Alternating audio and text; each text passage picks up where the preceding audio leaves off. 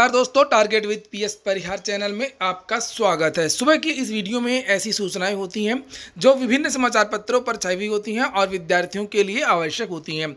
तो आइए शुरू करते हैं और देख लेते हैं कि आज के समाचार पत्रों में ऐसी कौन कौन सी सूचनाएं हैं। तो वीडियो जल्दी से लाइक कर दें, शेयर कर दें। जिन छात्रों ने चैनल को अभी भी सब्सक्राइब ना किया हो तो जल्दी से सब्सक्राइब कर लें ताकि आप लोगों को भी इसी तरीके की ऑथेंटिक अपडेट्स मिलती रहे। चलिए शुरू करते हैं। और आगे बढ़ने से पहले एक और सूचना है कि अगर आप लोग बिहार बीएड एंट्रेंस की तैयारी कर रहे हैं तो चक्षु प्रकाशन की एक पुस्तक मार्केट में आ गई है। ऑफलाइन भी ये पुस्तक मिलती है, ऑनलाइन भी ये पुस्तक मिलती है। ऑफलाइन तो किसी भी दुकान में मिल जाएगी और अगर आप लोग ऑनलाइन मंगवाना चाहते हैं तो इसकी जो लिंक है मैंने डिस्क्रिप्शन बॉक्स में दे दी है, वहाँ से आप लोग इस पुस्तक को ऑनलाइन भी मंगवा सकते हैं। यहाँ पर पूरा सिलेबस देख सकते हैं किस तरीके से प्रश्नों को दिया गया है। 2100 से ज़्यादा प्रश्नों को दिया गया है और इसमें सॉल्व पेपर भी दिए गए हैं। चलिए शुरू करते हैं। लिखा हुआ है कि शिक्षकों की भर्ती में आरक्षण की अनदेखी हुई, बात हो रही है 69,000 शिक्षक भर्ती की।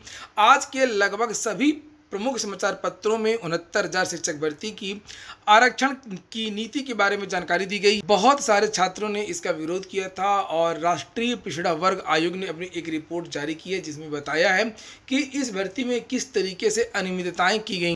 ये देखिए, यहाँ पर लिखा हुआ है कि राष्ट्रीय पिछड़ा वर्ग आयोग ने परिषदीय प्राथमिक स्कूलों में 69,000 सहायक अध्यापक भर्ती में आरक्षण की अनदेखी मानी है और आयोग के उपाध्यक्ष डॉक्टर लोकेश कुमार प्रजापति की अंतिम रिपोर्ट के अनुसार राज्य सरकार की ओर से प्रस्तुत जिलावार सूची का उद्धरण यह दर्शाता है कि अनारक्षित उम्मीदवारों को आरक्षित उम्मीदवारों के बजाय नियुक्तियां दी गई हैं। चयनित प्रक्रिया में आरक्षण नीति का घोर उल्लंघन हुआ है। आयोग के समक्ष राज्य का उत्तर विरोधाभासों से भरा हुआ है और यह संदेश व अनुमानों पर आधारित है। वर्तमान चयन प्रक्रिया में आरक्षण नियमों को कैसे और किस तरीके से लागू किया गया है वह दिखाने में राज्य विफल रहा है। अंतिम चयन सूची में चयनित उम्मीदवारों की श्रेणी का उल्लेख नहीं किया गया है। हालांकि जब सूचियों को जिलेवार प्रकाशित किया गया था तब चयनित उम्मीदवारों की श्रेणी का उल्लेख किया गया था। 69,000 शिक्षक भर्ती में बहुत सारे विवाद रहे, जिनमें से बाद में एक प्रमुख विवाद था आरक्षण नीति को लेकर के। एक लिस्ट जारी हुई थी और उसमें केवल पास अभ्यर्थियों के बारे में बताया गया था। ये नहीं बताया गया था कि ओबीसी के कितने छात्रों का चयन हुआ है, कौन सा विद्यार्थी ओबीसी में है, कौन सा विद्यार्थी सामान्य वर्ग में चयन हुआ है। सरकार के अधिकारियों का कहना था कि जिला आवंटन की वजह से जब ओबीसी के छात्र जिला आवंटन को वरीयता देते हैं तो उनको जो है सामान्य वर्ग में भेज दिया जाता है, जिसकी वजह से जो सामान्य वर्ग की जो सीटें हैं वो ओबीसी से पुनः खाली हो जाती हैं। वहीं विद्यार्थियों का ये कहना है कि सरकार को सबसे पहले चयनितों की सूची जारी करनी चाहिए थी और उसके बाद में जिला आवंटन की जो लिस्ट है जारी की जानी चाहिए थी। फिलहाल देखते हैं आगे क्या होता है। और इसके बाद में जो अगली सूचनाएं हैं वो उत्तर प्रदेश लोक सेवा आयोग की। लिखा है पीसीएस परीक्षा स्थगित कराने के लिए ट्विटर अभियान और प्रतियोगियों का दावा। सर्वे में 95% छात्र परीक्षा देने के लिए तैयार नहीं है।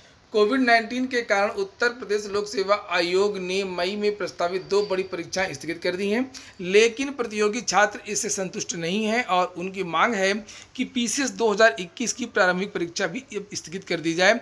इसके लिए प्रतियोगी छात्रों ने ट्विटर पर अभियान चला रखा है। प्रतियोगियों का कहना है कि परीक्षा हुई तो छात्रों के लिए संक्रमण का खतरा बढ़ जाएगा। छात्रों को परीक्षा केंद्रों तक पहुंचने के लिए सैकड़ों किलोमीटर का सफर तय करना होगा, जो मौजूदा परिस्थितियों के अनुकूल नहीं है।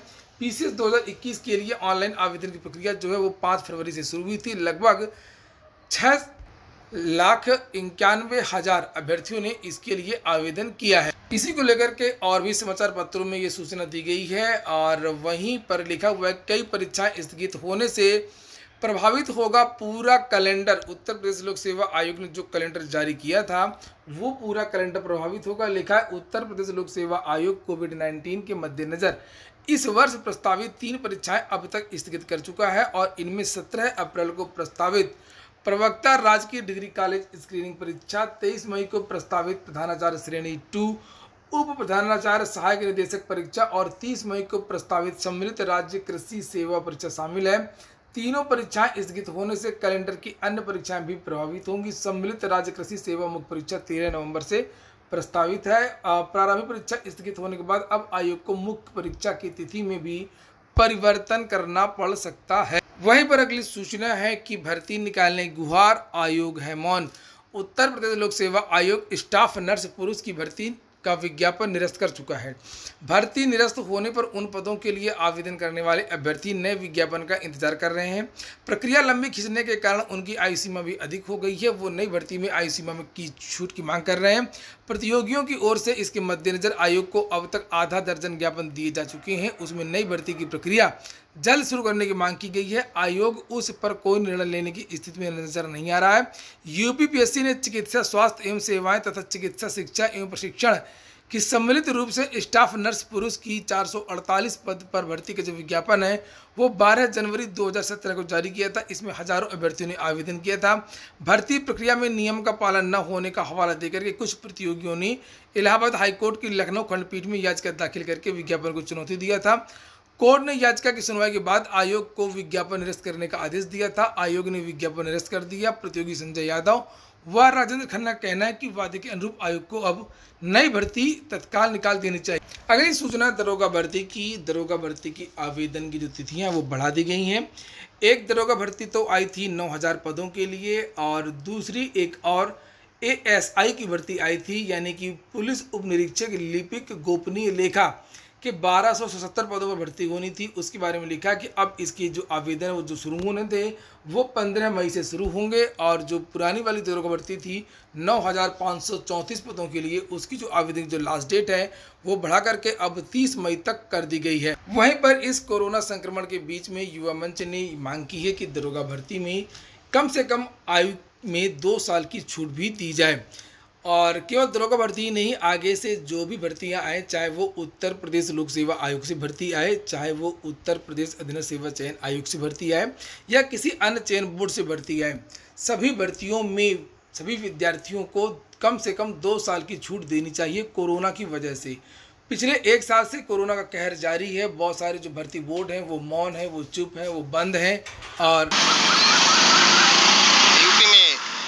वर्तमान योगी सरकार से यह आग्रह है कि जो लंबित भर्तियां हैं, इस कोविड-19 के दौर में परीक्षाएं तो संपन्न नहीं हो सकती हैं, लेकिन जो लंबी भर्तियां हैं, चाहे आरओ हों, चाहे माध्यमिक शिक्षा सेवा चयन बोर्ड से हों, चाहे लोक सेवा आयोग से हों, चाहे अधीनस्थ हो, चाहे जहाँ से भी हों, उन सभी आयोगों को सरकार अगर चाहे पेंडिंग सभी भर्तियों को सरकार शुरू कर सकती है, उनका निस्तारण करा सकती है।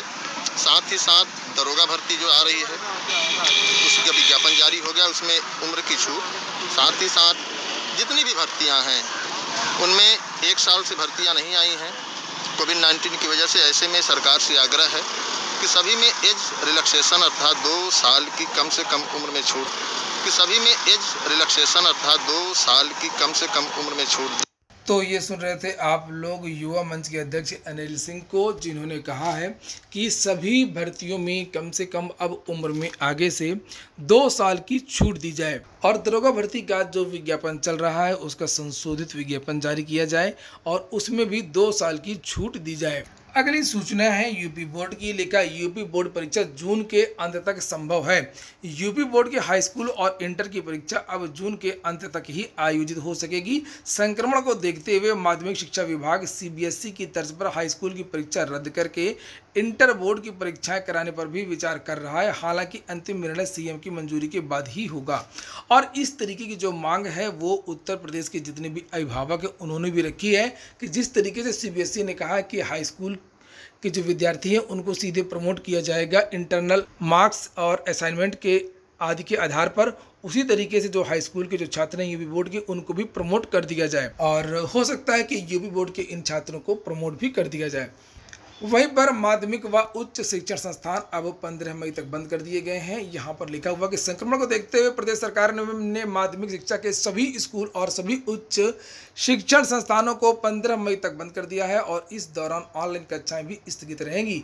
माध्यमिक शिक्षा विभाग के ACS अनिल कुमार ने बताया कि शिक्षक व कर्मचारी घर से काम कर सकेंगे। और वहीं इलाहाबाद विश्वविद्यालय के बारे में लिखा हुआ है कि इलाहाबाद विश्वविद्यालय एवं कॉलेज अब 5 जुलाई को ही खुलेंगी। 4 मई से 4 जुलाई तक ग्रीष्मावकाश पर अंतिम मुहर लग गई है। इलाहाबाद विश्वविद्यालय में 15 मई से होती थी गर्मी की छुट्टी। कोरोना की दूसरी लहर के बढ़ते प्रकोप को देखते हुए इलाहाबाद विश्वविद्यालय एवं संबद्ध कॉलेजों में 4 मई से लेकर के 4 जुलाई तक ग्रीष्मावकाश घोषित कर दिया गया है। और इसके बाद में जो अगली सूचना है वो है कोरोना की। कोरोना लगातार रिकॉर्ड पर रिकॉर्ड बना रहा है। पिछले 24 घंटे में 4 लाख से ज़्यादा केस मिले हैं और ये जानकारी मिल रही है कि अगले सप्ताह कोरोना पीक पर होगा और उसके बाद से कोरोना का जो संक्रमण है वो आपको कम देखने को मिले। यहाँ पर लिखा हुआ है कि शुक्रवार को देश में कोरोना वायरस के कुल 4,02,351 मामले सामने आए हैं और इसी के साथ भारत ने कोरोना प्रभावित अन्य देशों को मीलों पीछे छोड़ दिया। देश में 22 अप्रैल से रोजाना कोरोना संक्रमण के 3 लाख मामले सामने आ रहे थे। तब इसने अमेरिका में इस साल 8 जनवरी को किसी एक दिन में 3,07,516 मामलों को भी पीछे छोड़ दिया। अब ये आंकड़ा 4 लाख के पार पहुंच गया है। पिछले 4 सप्ताह की बात करें तो दिल्ली, उत्तर प्रदेश, छत्तीसगढ़, गुजरात, झारखंड, पंजाब, मध्य प्रदेश और राजस्थान में जो परिस्थितियां हैं वो सबसे ज़्यादा चिंताजनक है।